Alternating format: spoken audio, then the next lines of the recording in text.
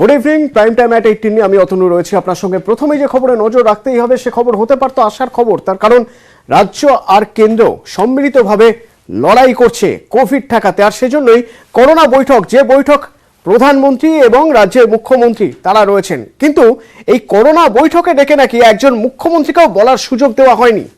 মুখ লুকিয়ে পালিয়ে গেলেন প্রধানমন্ত্রী।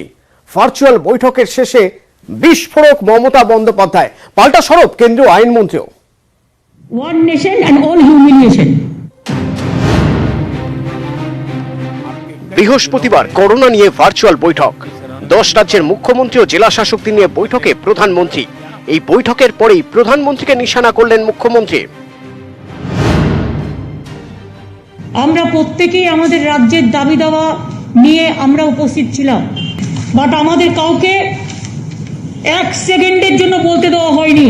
And all the chief ministers were sitting just like puppet. We the chief ministers are feeling insulted and humiliated. উনি ওনার পছন্দ মতো কিছু দিয়ে ওনার বিজেপি রাজ্যের ম্যাক্সিমাম এবং 4-5 জনকে দিয়ে বলিয়ে নিজে ভাষণ দিয়ে শেষ করে দিয়েছেন। কোভিড নিয়ে মিটিংটা এত casual, it was just a casual super flop meeting. আমরা 3 কোটি ভ্যাকসিন দেওয়ার জন্য বলেছিলাম, দেয়নি, কমিয়ে দিচ্ছে, প্রতিদিন স্পিডটা কমিয়ে দিচ্ছে ভ্যাকসিন দেওয়ার, অক্সিজেন দিচ্ছে না। প্রধানমন্ত্রী পালিয়ে গেলেন মুখ লুকিয়ে। জবাবটা কে দেবেন? ভোটের প্রচারে করোনা ইস্যুতে সুর চড়িয়েছেন। তৃতীয়বার মুখ্যমন্ত্রী পদে শপথ নেওয়ার পর সেই সুরই সপ্তমে। ভোট যুদ্ধের পরে এই প্রথম প্রধানমন্ত্রীর ডাকা বৈঠকে মুখ্যমন্ত্রী। বৈঠক শেষে রণংদেহী মমতা বন্দ্যোপাধ্যায়। প্রধানমন্ত্রী এত ইনসিকিউর ফিল করছেন নিজেকে যে একটা মুখ্যমন্ত্রী কথা শুনতে চাইলেন না। এত ভয় কিসে?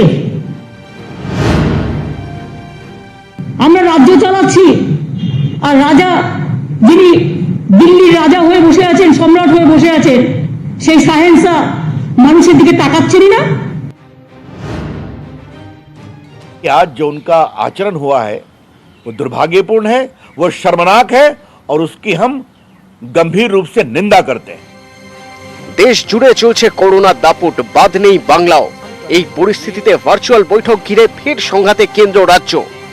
ক্যামেরায় সুমন বসুর সঙ্গে সোমরাজ বন্দ্যোপাধ্যায়, নিউজ 18 বাংলা। তীব্র আক্রমণ শানালেন মমতা বন্দ্যোপাধ্যায়, বললেন প্রধানমন্ত্রী নিরাপত্তাহীনতায় ভুগছেন। কিন্তু আমাদের খারাপ লাগলো যে প্রধানমন্ত্রী এত ইনসিকিউর ফিল করছেন নিজেকে যে একটা মুখ্যমন্ত্রী কথা শুনতে চাইলেন না। এত ভয় কিসে?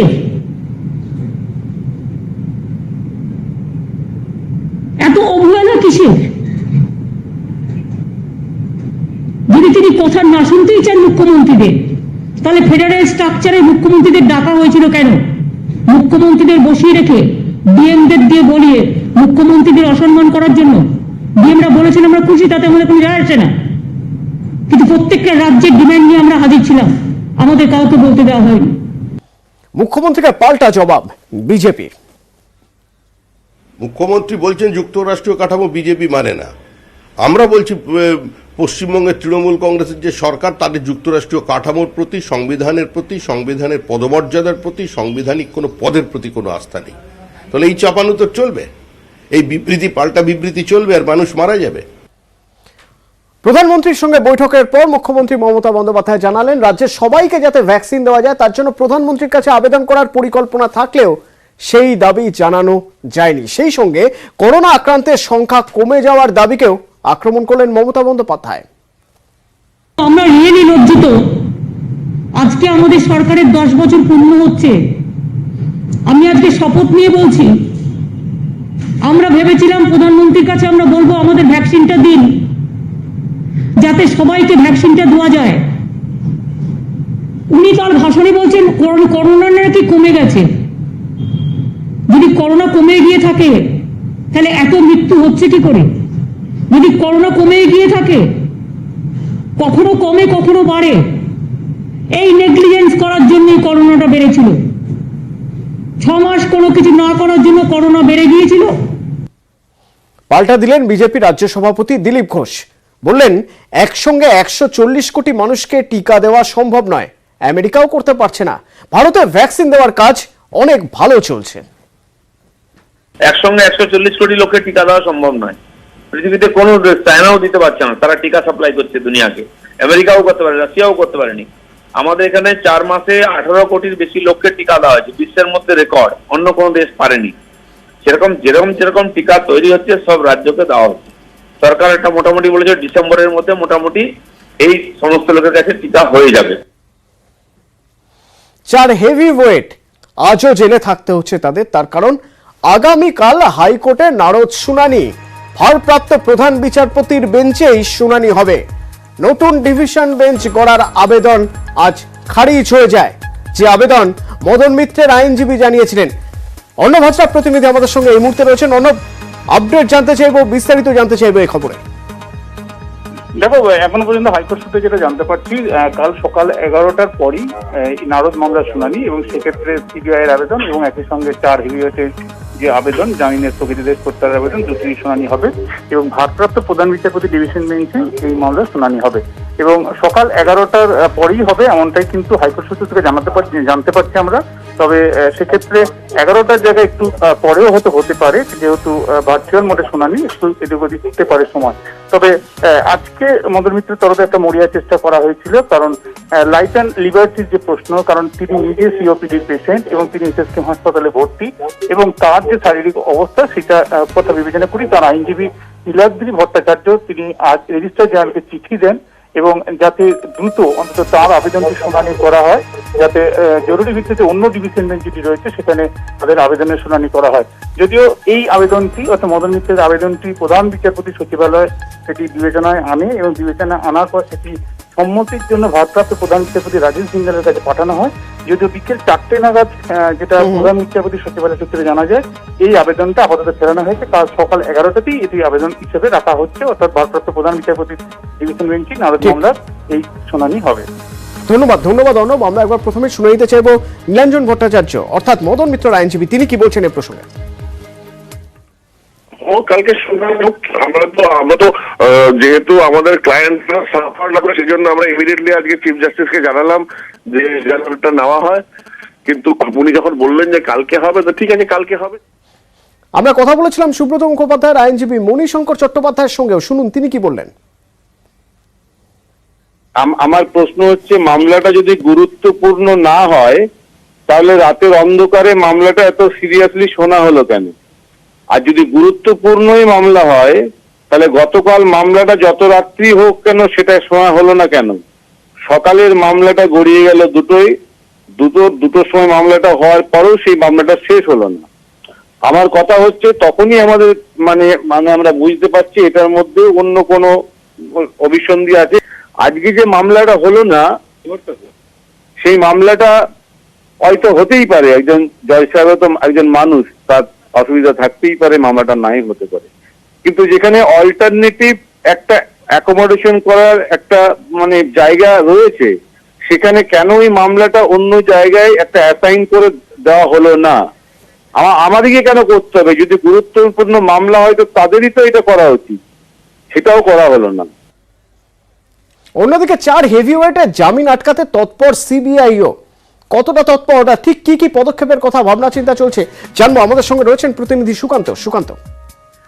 দেখো, যেটা জানা যাচ্ছে যে আগামী, যেহেতু আজকে কলকাতা হাইকোর্টের শুনানি হয়নি এবং আগামীকাল শুনানি রয়েছে, সেই জায়গা থেকে আজকে সিবিআই এর ডিআইজি নিজে কলকাতা হাইকোর্টে যান এবং সেখানে সিবিআই যে অতিরিক্ত সলিসিটর জেনারেল ওয়াইজে দস্তুর তার সাথে একটি দীর্ঘক্ষণ বৈঠক করেন এবং সেখানে আগামীকাল কোন কোন বিষয়কে সরকার সিবিআই কৌশলী আদালতের কাছে রাখবেন বা সেই বিষয়গুলো তুলবেন, সেই বিষয় নিয়ে কিন্তু বিস্তারিত আলোচনা হয়। সেখানে আদালত স্থানান্তরের বিষয়ে নতুন কিছু তথ্য দেওয়া হবে।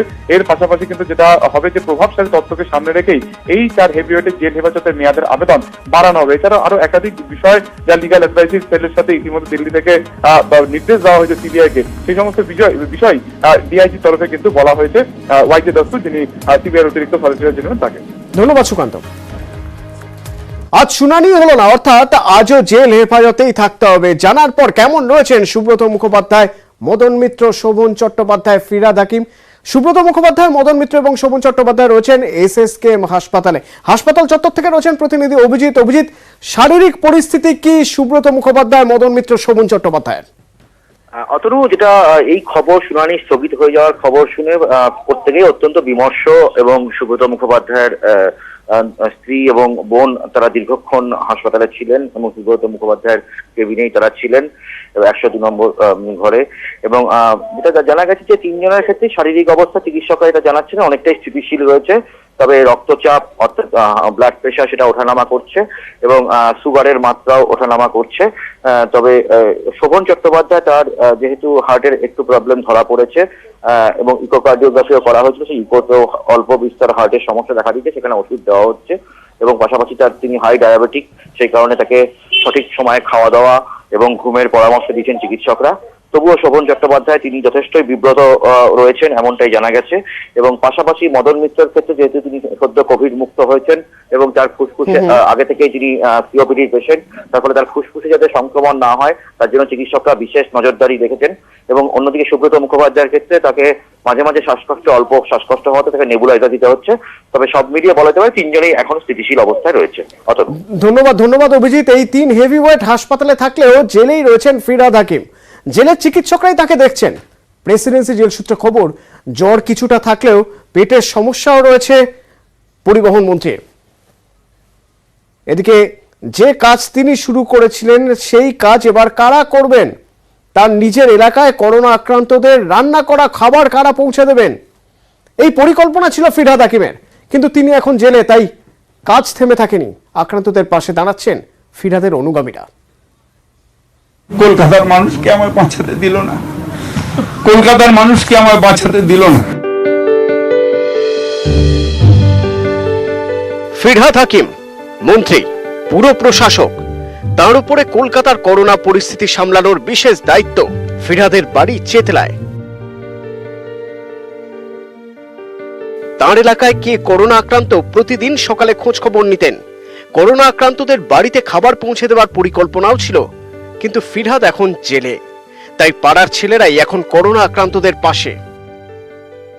রাজ্যের মন্ত্রী ফিরহাদ হাকিম এই মুহূর্তে উপস্থিত নেই চেতলাতে, কিন্তু তিনি দিবানিশি এক করে কোভিডের জন্য প্রত্যেকটা মানুষের পাশে দাঁড়িয়েছিলেন। যারা আক্রান্ত তারা ঠিকঠাক খেতে পাচ্ছেন কিনা সেই উদ্যোগটা তিনি নিয়েছিলেন। দাদার নির্দেশ অনুসারে আমরা সুস্বাস্থ্য খাবার তৈরি করছি। ভাত আছে, ডিমের ঝোল আছে, কোনোদিন মাছ আছে, কোনোদিন মাংস আছে। আগামী দিনে আমরা চেষ্টা করছি এর পরিমাণ আরো বাড়াতে এবং রাত্রিরের খাবারটাও যাতে দিতে পারি। আমরা ছোট্ট করে যতটা পেরেছি, আমরা যারা করোনা রোগী আছে, যাদের করোনা পেশেন্ট আছেন, যাদের ঘরে রান্না করার মতো কেউ নেই, ববি হাকিম শিখিয়েছেন তাদের পাশে সব সময় দাঁড়ান মানুষের যারা বিপদগ্রস্ত। করোনা আক্রান্তদের বাড়ি বাড়ি পৌঁছে দেওয়া হচ্ছে রান্না করা খাবার, প্রয়োজনে অক্সিজেনও।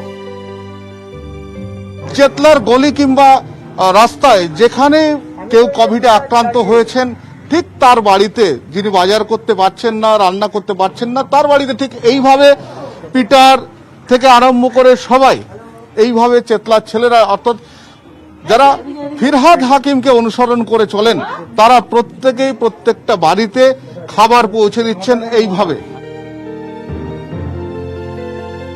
ববিদা এখন জেলে, দাদার অনুগামীরা পথে। করোনা যুদ্ধে লড়ছেন, মনে মনে অপেক্ষা কবে ফিরবেন ফিরহাদ হাকিম। ক্যামেরায় সঞ্জয় মণ্ডলের সঙ্গে শঙ্কু সাঁতরা, নিউজ 18 বাংলা। কলকাতার মানুষকে আমায় বাঁচাতে দিল না। জুনে মাধ্যমিক উচ্চ মাধ্যমিক পরীক্ষা হচ্ছে না, তাহলে কবে হবে জানবো। আমাদের সঙ্গে রয়েছেন প্রতিনিধি সোমরাজ। কি খবর রয়েছে? দেখো, আগামী সপ্তাহের শেষের দিকে রাজ্য তার সিদ্ধান্ত জানাবে। 2 বোর্ডের সঙ্গে যে বৈঠক করেছেন শিক্ষামন্ত্রী ব্রাত্য বসু, সেই বৈঠকে এমনটাই জানিয়েছেন শিক্ষামন্ত্রী বলেই সূত্রের খবর। মূলত মাধ্যমিক এবং উচ্চ মাধ্যমিক পরীক্ষার ভবিষ্যৎ নিয়ে আজ বৈঠক ডাকেন শিক্ষামন্ত্রী ব্রাত্য বসু। সেই বৈঠকে জানিয়েছেন যে আগামী সপ্তাহের শেষের দিকে রাজ্য তার সিদ্ধান্ত জানাবে, তবে পরিস্থিতির উপর নির্ভর করবে 2 পরীক্ষার ভবিষ্যৎ। সেক্ষেত্রে মুখ্যমন্ত্রীর সঙ্গে কথা বলা হবে। আজ বৈঠকে 2 বোর্ডের তরফেই বিস্তারিত রিপোর্ট দেওয়া হয় শিক্ষামন্ত্রীকে। সূত্রের খবর, উচ্চ মাধ্যমিক শিক্ষা সংসদ জানিয়েছে যে তারা পরীক্ষা নিতে আগ্রহী। তার কারণ, উচ্চ মাধ্যমিকের পর ছাত্রছাত্রীরা কলেজে ভর্তি হবেন। সেক্ষেত্রে পরীক্ষা যদি বাতিল করে দেওয়া হয়, সেটা ছাত্রছাত্রীদের পক্ষে অসুবিধা হতো তৈরি হতে পারে। ফলত উচ্চ মাধ্যমিক পরীক্ষা নিতে আগ্রহী সংসদ সেই মতামত আজ প্রকাশ করা হয়েছে শিক্ষামন্ত্রীর কাছে। অন্যদিকে মধ্যশিক্ষা পর্ষদও জানিয়েছেন তারা পরীক্ষা নিতে প্রস্তুত, কিন্তু অবশ্যই ছাত্রছাত্রীদের স্বাস্থ্যের কথা মাথায় রেখে। সব মিলিয়ে শিক্ষামন্ত্রী ব্রাত্য বসু দুই বোর্ডকে জানিয়েছেন আগামী সপ্তাহের শেষের দিকেই রাজ্য সরকার তার সিদ্ধান্ত জানিয়ে দেবে এবং দুই বোর্ড তারা সাংবাদিক সম্মেলন করেই জানিয়ে দেবেন বলেই আজ বৈঠকে এমনটাই স্থির হয়েছে বলেই সূত্রের খবর। ধন্যবাদ সোমরাজ।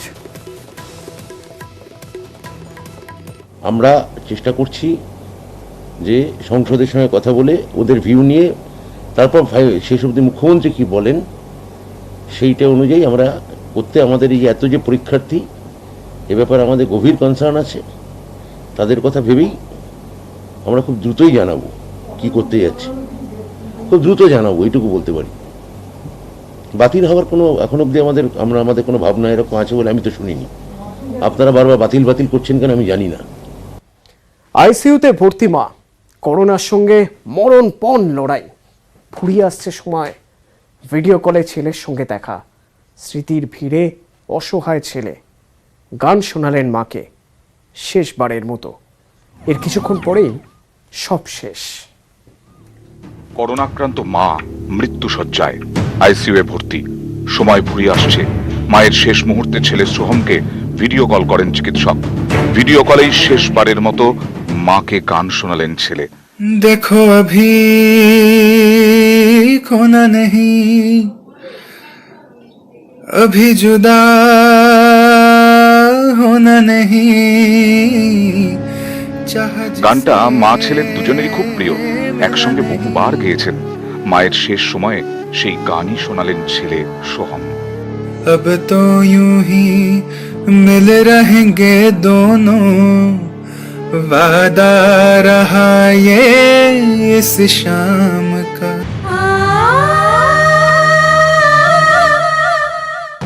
মায়ের সঙ্গে শেষ কথা গানে গানে, কিছুক্ষণ পর সব শেষ। ওয়ার্ডে উপস্থিত সকলের চোখে তখন জল। চিকিৎসক দীপশিখা ঘোষ টুইটে ঘটনার কথা জানান। সোশ্যাল মিডিয়ায় আরো একবার সেই গান গেয়ে মাকে শ্রদ্ধা জানান সোহম। বললেন তার গানের প্রথম শিক্ষক মাই।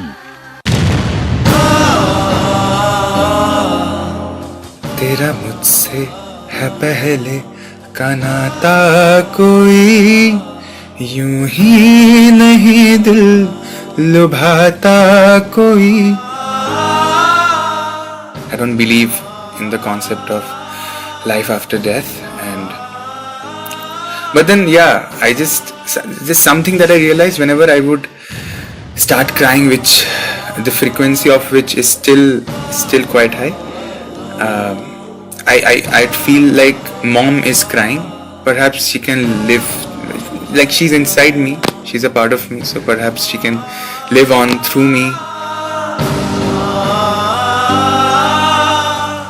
শোকে ডুবে সোহম, তার মধ্যেই ফেসবুক পেজ তৈরি করছেন, নাম লস স্টোরিজ।